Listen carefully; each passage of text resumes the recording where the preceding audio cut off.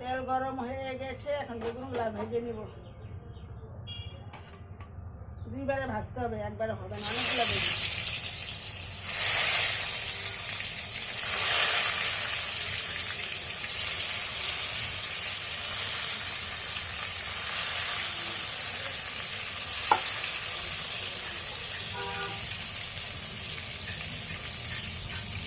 এখন আমার ঘরে রোজ বেগুন ভাজি হবে। আমার বেগুন ভাজি একদম প্রিয়, খেতে সেই ভালো লাগে। সব কিছুর সাথে, মাংসের সাথে বলে, যেটার সাথে ভরায় ভরায় খাবো।